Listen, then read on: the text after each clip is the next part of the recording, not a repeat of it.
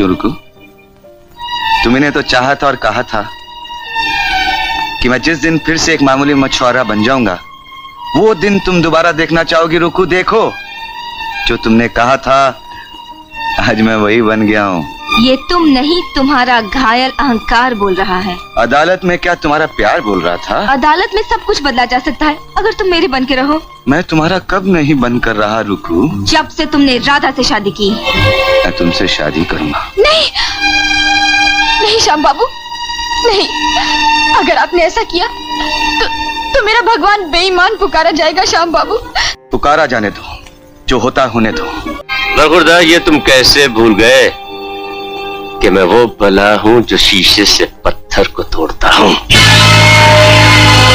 बरखुरदार, मुझे याद आ गया, मैं वो बला हूँ जो जूतों से तुम जैसे कुत्तों के सर फोड़ता हूँ।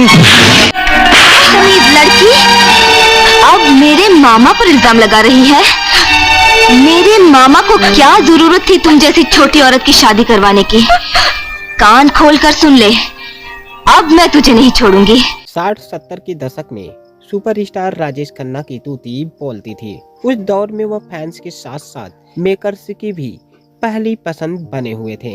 एक्ट्रेसेस उनके साथ काम करने के लिए तरसा करती थी। ऋषि कपूर संग ब्लॉकबस्टर फिल्म दे चुकी ये एक्टर भी उनकी बहुत बड़ी फैन थी। काका का एक झलक पाने के लिए वह एक झटके में एयरपोर्ट पहुंच गई थी। राजेश खन्ना के स्टारडम को लोग आज भी याद करते हैं। एक्टिंग के मामले में उनका कोई सानी नहीं था। अपने करियर में उन्होंने कई ऐसे फिल्में की थी जो शायद उनके अलावा कोई कर ही नहीं सकता था। एक्ट्रेस का तो सपना होता था कि वह उनके साथ काम करे। उनके साथ फिल्मों में नजर आ चुकी एक एक्ट्रेस तो उनकी एक झलक पाने के लिए एयरपोर्ट तक पहुंच गई थी। राजेश खन्ना की फिल्में लोगों को दीवाना बना देती थी। अपने दौर में उनका ऐसा जलवा था कि जहां से गुजरते थे वहां भीड़ लग जाती थी। उनकी एक झलक पाने के लिए उनके बंगले के बाहर भीड़ लगी रहती थी। अपना गजब सा डांसिंग स्टाइल और वो टेढ़ी गर्दन करके डायलॉग बोलता देख लोग उनकी एक्टिंग के कायल हो जाते थे। खास तौर पर लड़कियां तो उनके हर अंदाज पर फिदा हो जाती थीं। वो इंडस्ट्री के वे सितारे थे जिसे अपनी फिल्मों में साइन करने के लिए मेकर लाइन लगाकर खड़ा रहा करते थे। साल 1969 के बाद तो उन्होंने बैक टू बैक हिट फिल्में देकर ये साबित कर दिया था कि उनकी एक्टिंग का मुकाबला किसी से नहीं है। शर्मिला टैगोर मुमताज संग तो इस एक्टर की जोड़ी काफी हिट रही थी। लड़कियां तो इस एक्टर पर इस कदर जान छिड़का करती थी कि उन्हें खून से खत लिखा करती थी। ऋषि कपूर की एक हीरोइन भी उनकी बहुत बड़ी फैन थी। वह शुरुआत से ही राजेश खन्ना पर फिदा थी, उन्हें बहुत पसंद करती थी। हालांकि वो एक्ट्रेस कोई और नहीं बल्कि पद्मी कोल्हापुरे थी। वह राजेश खन्ना की बड़ी फैन रही हैं। उनकी मां एयरलाइंस में काम करती थी।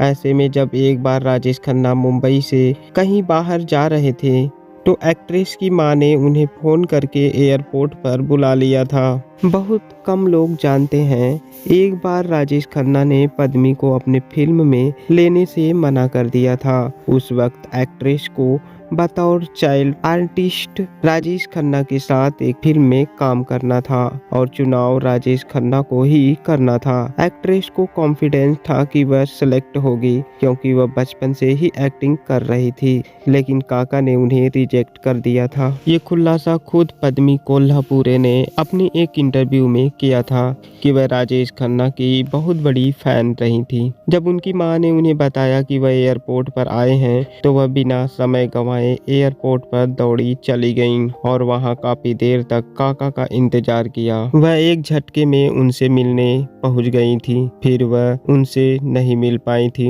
उन्होंने दूर से राजेश खन्ना को देखा था। वे पद्मी कोल्हापुरे जो राजेश खन्ना की एक झलक के लिए एयरपोर्ट पहुंच गई थी, आगे चलकर एक फिल्म में उनकी लीड हीरोइन भी बनी थी।